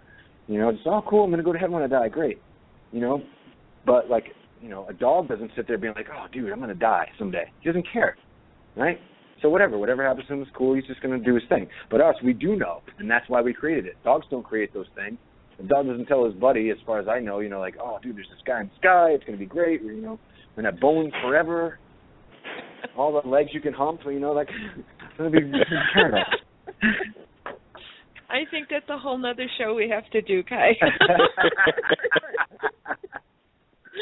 So, what's coming up for you? When that happens. All right. What's coming up for you this year? Do you have any new films, any new music, any new projects? I have 3 films that are on my slate that I have been. Money and I are not friends. I would love to be friends with Money, but I just seem to have. Actually, I should say business and I are not really good friends. So I'm partnering with some people, and I'm really, really, really out there to get money for 3 of these films. But there's one in particular. This one's kind of expensive, but I've actually been offered a lot of money for it several times, a lot. But I'm, like I said, artiste with an E. I couldn't have them do what they wanted to do with it, so I didn't take the money. I said no. So now I'm still sitting here with it, trying to get done what I want. So I have leads and stuff, but hey, anyone who knows anything about raising money for films, get in touch with me. But yeah, that's what I've got. I got 3 films that I'm extremely passionate about that I'm trying to get off the ground now. So that's what I'm doing. Musically, I am always writing and playing. Just, you know, that's just part of me. Even if I'm not doing it like out professionally, I'm always doing it. I'm always recording stuff. I'm always writing stuff. But my big thing right now is to get these 3 films made. That's been at least one of the 3 this year. Get it done. Well, where can people go to learn? Harriet in chat was just saying it. I was just going to say this too. Kickstarter. Did you ever try a Kickstarter program? I'm terrible with all of that, so I would need someone. That's one of those things where I would need someone to do it for me. And this town is weird. This town is like nobody does anything for like at all. Like if I lived back east, I probably could have made this movie. Right? You know what I mean? I could have had a bunch of people, but out here it's just so different. But yeah, I'm not good with any of that stuff. I don't have the. As soon as I start thinking business, it ruins the art. It's probably self-defeating and ridiculous, but that's how I am. That's my brain. My brain is like, oh God, now I don't even want to do this. So I start thinking about that. But so Kai, you know, how can people get in touch with you? Like maybe to give you some help or find out what you're doing. How can people get in touch? Anybody can email me. You know, as long as it's cool. Just at kaiblackwood@gmail.com. You know, you can find me on Facebook. I'm on there. I got a page on there for the music and stuff as well. What I'm really looking for is just someone who knows business. So if anyone knows business, I mean, there are people out here, but I really need someone who is like, everyone here is always doing 10 different things at once. You know what I mean? Everyone's got their own projects as well. So yeah, I work with some great people, and I've got some stuff going on now, but I really want to go full bore and get this thing done. You know, I turned down, God, I shouldn't say this on the air, but I will anyway. It was this project, which I won't say the name of like on the air, but this is why I moved out here. I optioned it out here, but I'd been offered money for it before. It was offered a $25 million budget for this film when I only asked for $5 when I went to these people. Like it was that, and this script is like, it's made the rounds, and I get the same thing all the time, but people always just want to buy it from me. And the people that did want me were okay with me directing it because I'm not selling it. You know what I mean? I'm directing it as well. The people that were okay with that were very big. I'm not going to say, but a very big company who made movies, you know. And went to them with the $5 million budget, and they said, no, this could be more. You know, $25 million, blah blah blah blah blah. But what they wanted to do with it was so awful, just so awful that I couldn't. The artist in me just was like, I can't do it. I just cannot do that. It's horrible. It just destroyed the whole meaning of the film. And so I walked. And that was like, you know, and then I went on and did Cupcake and Gray Skies, like smaller stuff to get back up. But I haven't, yeah. God, now I'm just like rambling. But yeah, that's where I'm at. I'm terribly tongue-tied when it comes to the business because I'm so passionate about like what I do. But it's just very difficult for me to do the business part of it. I'm just not wired that way as much as I try to be. Right. Well, you're an artist, and I completely understand it. It sucks the life out of, you know, the passion that you have for it when you got to get so technical about things, and when you have to worry, and when you bring all of that and introduce all of that, it sort of takes away from the meaning of either the project or the meaning of the purpose of what you were trying to do. I get it. I completely get it. So who or what are you looking for? Are you looking for an investor, or are you looking more someone? I'm looking for investors. I mean, I have like one of the films is a feature based on Cupcake because that was so well received. It won some awards. It got me hired to direct Gray Skies, but it also was extremely well received online, and it has like this enormous fan base, which is weird, right? But it's like this great demographic of, you know, young women from like age 13 up to like 35. I mean, it's like the perfect demographic. So obviously there's a niche for this, there's a market for this. So I did have interest in that, and through someone else, because like I said, I'm not good at business, but someone else I know was, and they were helping me out, and we were like, we got it right along to this point where we actually had a $2 million deal for the feature on. It was there. We were there, ready to sign the papers, and the investor flaked at the last minute, which happens unfortunately a lot. But you know, but yeah. So there's that, and then I have another film. It's no supernatural elements whatsoever. more like a thriller slash mystery with two lesbian leads. And so I always write women. I believe in like strong women roles. I love writing, but yeah. And the other one is the big one. I'm hesitant to say it's a vampire film, but it is. But it's not at all. You know. But it's leave it at that. Don't just leave a little teaser. Yeah, that's it. So yeah, anyone who knows anything about investing or whatever, yeah, contact me. I am all about that. I am all about it. Awesome. Well, hopefully tonight maybe somebody somewhere is listening and you get the help that you need to get these projects off the ground. That would be amazing. But we want to thank you so much, Kai, for coming on the show tonight. I mean, it's been so much fun. It's always so cool to talk to you. And please feel free to come back anytime you want. We're going to have him back. Anytime you guys. Yeah, we have to do the alien thing because I have some stories that'll blow your mind. I know. You've hinted at them all night long, and I'm dying to know your stories and your experiences. So, and UFOs and aliens are my deal. I love that. So we'd have a great conversation on that. Awesome. Thank you so much, Kai, for coming on. You are a plethora of just amazing thoughts and conversation, even though, and you're probably going to criticize the hell out of this show after you hang up the phone, but I'm going to tell you right now you did an awesome job. You did an awesome job. Everybody loves it. Everybody's been loving you in chat, so just take that if it's worth anything. You're a really great guy, so thanks for coming on. Right on. Thanks so much, you guys. I look forward to the next time. All right, Kai. Have a great weekend. Okay, you too. Bye. All righty. Bye-bye. You know, there's never a dull moment. I mean, we've only spoken to him really twice on the air. There's never a dull moment. He is he's an amazing guy, but he's so real. He is he's not a bullshitter at all. He's real and honest, and that's what I liked about him. He's a great guy. I feel bad. I understand him when he talks about, you know, the whole, obviously, you know, the perfection and type A personality and whatever. Yes. Yeah. All right. We heard you enough. I'm guilty of it too, and I'm working on myself, and I think I'm improving. But I just feel bad that he's still in that mix, and it seems to me that he's so heavy in it still. I mean, it's almost like a wet blanket still on him.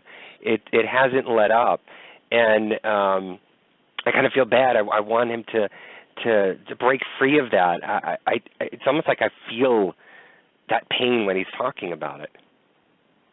But you know what? He is just absolutely so cool, and I think, you know, talking and being on the show and getting it out there will help. It'll help a lot. I mean, it's kind of hard for me to understand because it's like I have the complete opposite feeling. You know, it's like, okay, so if you don't like something, you know, get over it, move on.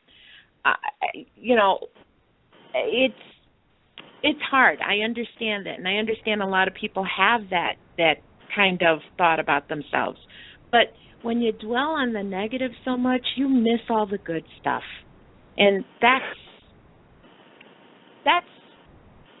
depressing, you know.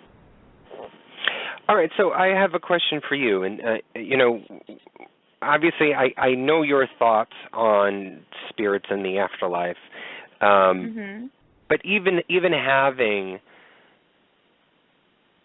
the knowledge that you contain at this moment, obviously it's not the complete knowledge. It's not 100% because you're not dead.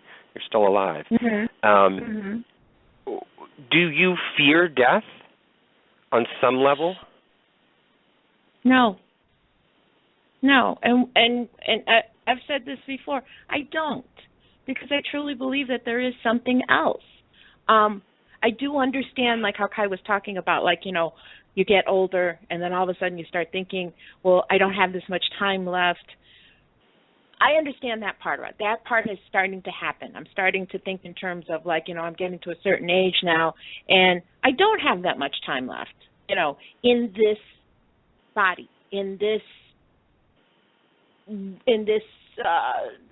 realm, okay? But I really, truly don't fear death. I mean, it's like, to me, everything that I believe and everything that I've experienced, I know there's something else. I just don't know what it is yet. And that's part of my search for answers. That's part of why I love the paranormal. That's why I love to investigate. I mean, I want to know what it is, but I don't fear it. I mean, I know there's negative out there, and, if it all ended tomorrow, I'm fine with it.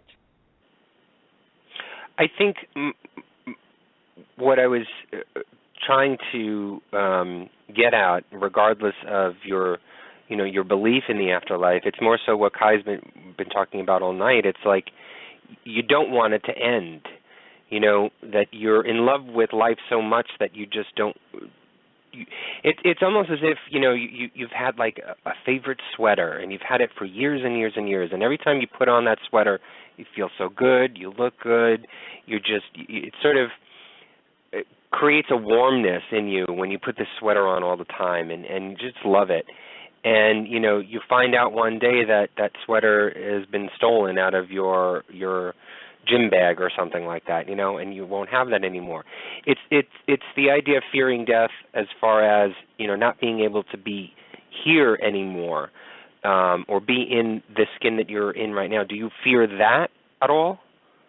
No, because I just get a new sweater. I just get another life somewhere. I mean, it's like, okay, everything that I've done so far, all of the things that have happened, have I done them to the best? I think I've tried. I know I make mistakes, and I know I haven't addressed things correctly, and hopefully I've learned from it, but that's how it is. I mean, it's done with that, and you move on to the next thing. And that's the same thing I see life as. I mean, life, you live it the best that you can. You live it every day like it's the last day. And then when it's over, I don't want to have any regrets about it. Even the worst relationship I've ever had, it happened. It's done. But I learned from it. So I move on to the next one, and the next one will be better. It doesn't always happen that way, but in my mind, I want to believe that things move on, that you don't stop, that you don't end up in the hole in the ground and that's it. I truly believe and feel that there is something else. So, so the body's falling apart, the wrinkles are coming, the knees are giving out. Okay, so it's all part of the experience. Again, I truly believe it's not the destination that counts. It's the journey. If the journey is everything that you've tried to make it, if you have lived that journey instead of dwelling on the negatives, I think you'll be okay. I think it'll be fine. Okay. You're thinking. No. I'm just it's your answer. I can't debate or negate anything that you've just said. That's your belief. That's, you feel strong. Death? What? Do you fear death? No, I don't. Just for the answers that you've said in the first answer, I know what's happening. But in what I was questioning about the second time with you about, do I want to leave this skin, this body or whatever, this life that I'm living? No, I don't. But then again, I'm curious to see how it is in the afterlife. I'm curious to know what that's all about. And, I don't want people to take it the wrong way right now and think that, Anthony's going to go kill himself. No, that's not what I mean. What I mean is that, and I don't want death to happen tomorrow to me. I'm just saying, I'm just curious as to what that's all about, because I am, I don't know if you want to say infatuated with the idea of the afterlife, but I think it is it's the biggest present that we will ever receive, and I don't conceive death as something that is negative or bad or that should be thought of as morbid, and that's why I always tend to go off on the morbid side, because I don't believe in it to be morbid. I think it's to be corny. I believe it's a beautiful thing. It's something that we all are going to experience, and I'm just curious as to find out what life is all about, and I'll have that answer. I don't know if I'm going to remember it after that, if whatever happens to me, but I'm just curious. It just fascinates me, that whole area. And so I don't fear going to it. I think I may fear it more if I'm in a painful, agonizing, slow death, because that's not the way that I want to go. I'd rather go off in my sleep. I'd rather go off, that way quickly. But no, I don't fear it, and I don't want it to be presumptuous on people to think that I don't like life, because I do. Well, there's a saying that I posted in Chief Seattle, Native American chief, and he says there is no death. There's only a change of worlds. I totally believe that.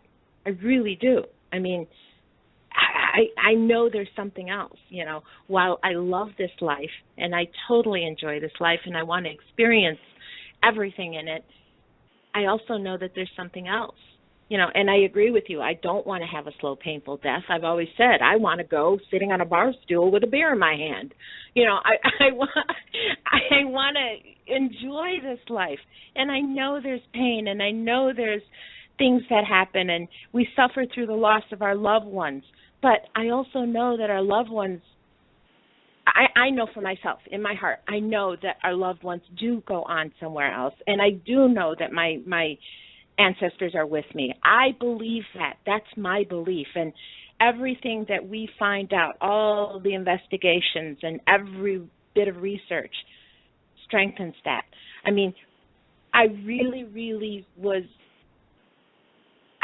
enjoyed reading all about the Book of the Dead, the Tibetan Book of the Dead. I really love that concept. That it's a how-to book, how to move into the afterlife. They tell you exactly what's going to happen. I like that. I like the idea. Now, whether it's true, I don't know. I'll never know until I get there. But everything I read about it just made me feel so. It clicked. It really did click, and I really do believe that. Maybe I'm blocking out all the negative.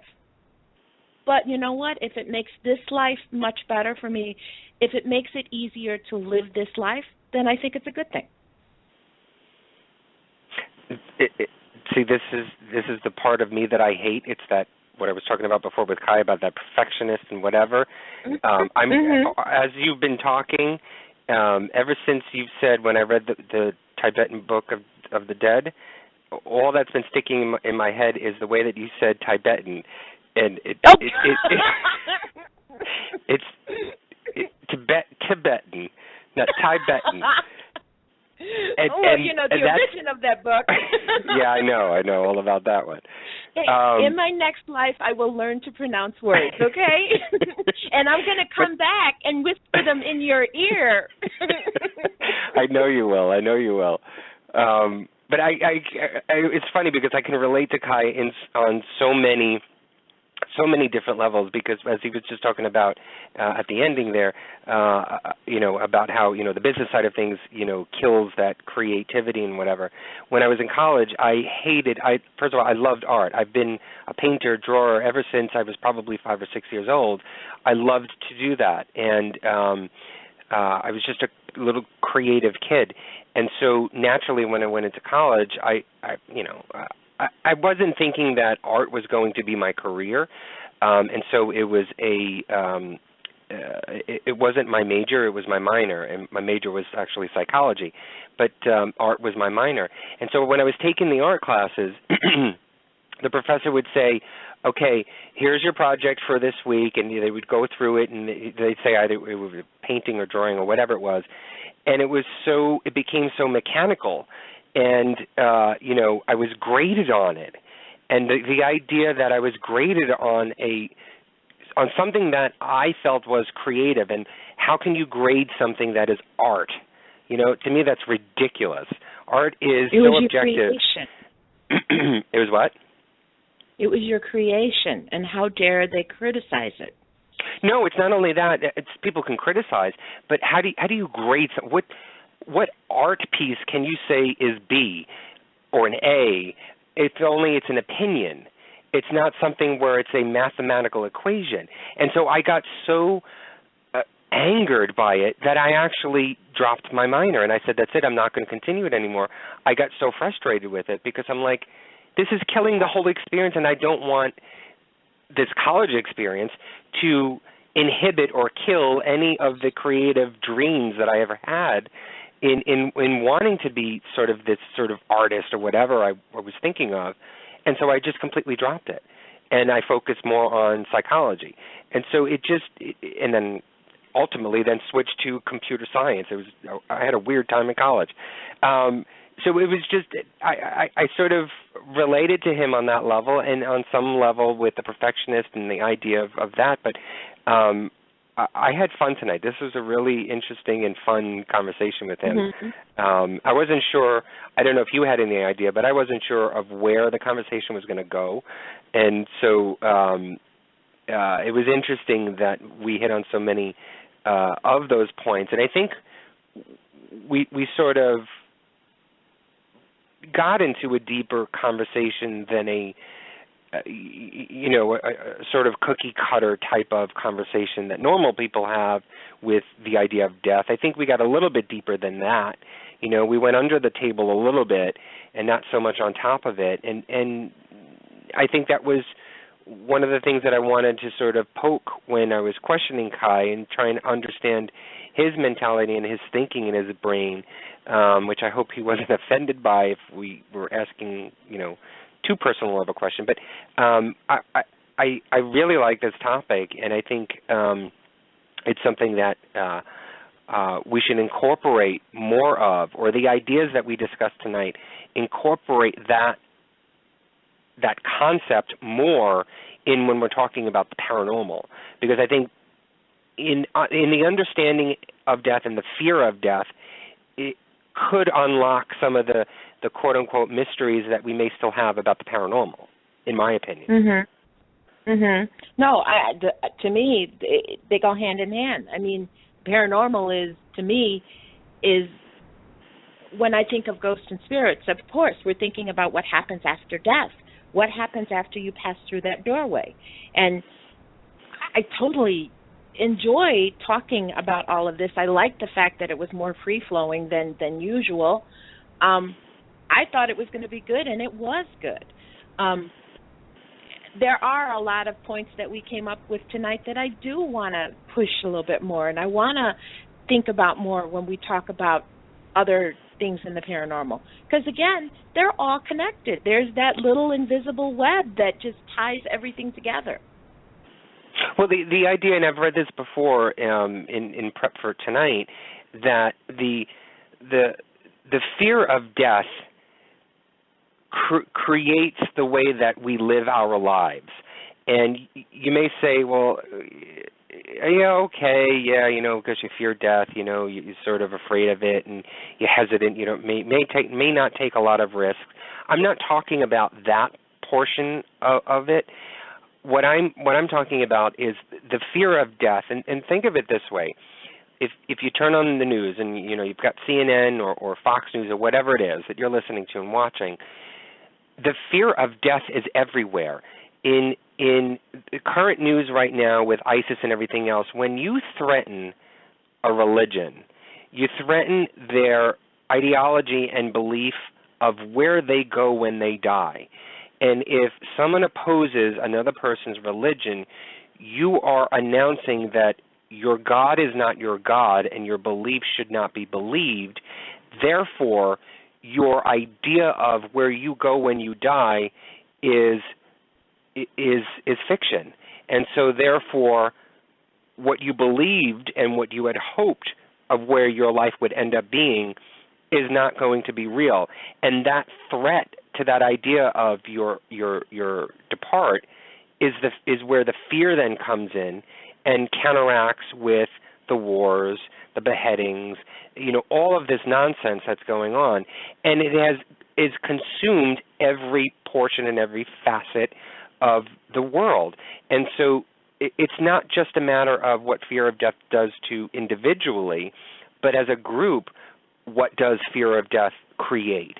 And to me, fear of death creates a powerful, powerful connection to what we're believing in, how we're living our lives, and how we're conducting it.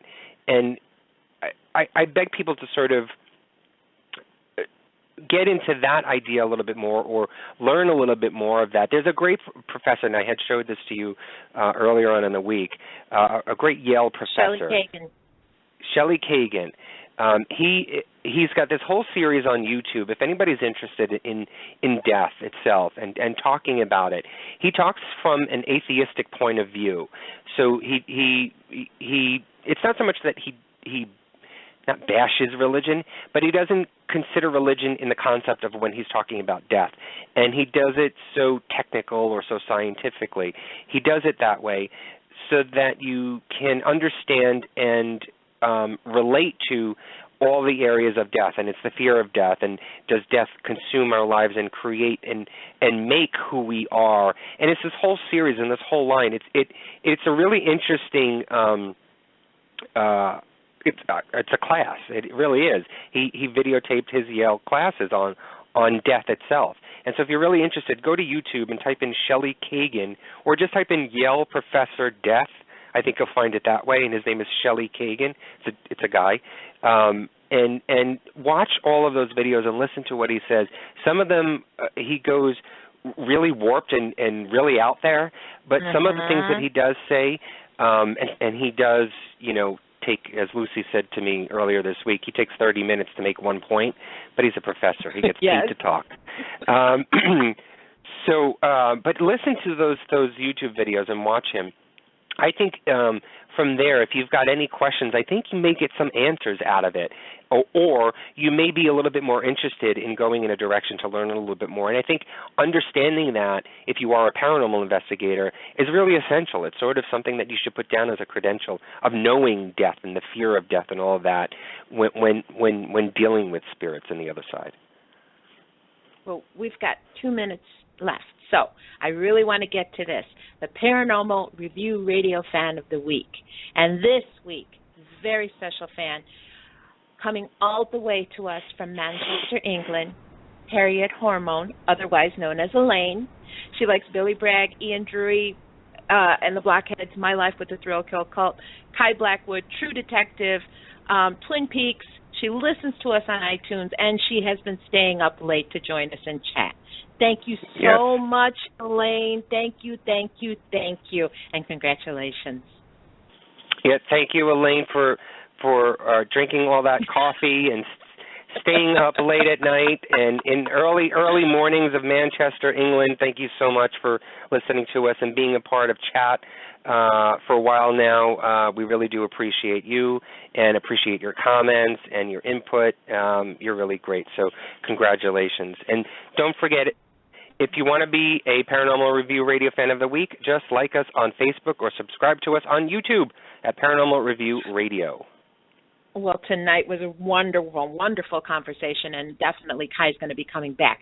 But get ready, folks. Next week is going to be your show. We're going to open up the airwaves to hear your ghostly tales and weird experience for a full 2 hours. Share your stories, your fears, your experience, and anything else you want to share on air. Who knows, we might get something that's never been heard before. And, of course, Anthony and I will have some weird and odd tales to tell of our own that we found from around the world. It's going to be a lot of fun. Thank you, everyone, for listening all around the world and here at home. That invisible web that connects us gets a little stronger every week, and that's a wonderful thing. Thank you, Anthony, for another amazing Friday night. So until next week, dear friends, make every moment count and have a paranormal week. Good night. Good night, everybody. Paranormal Review Radio.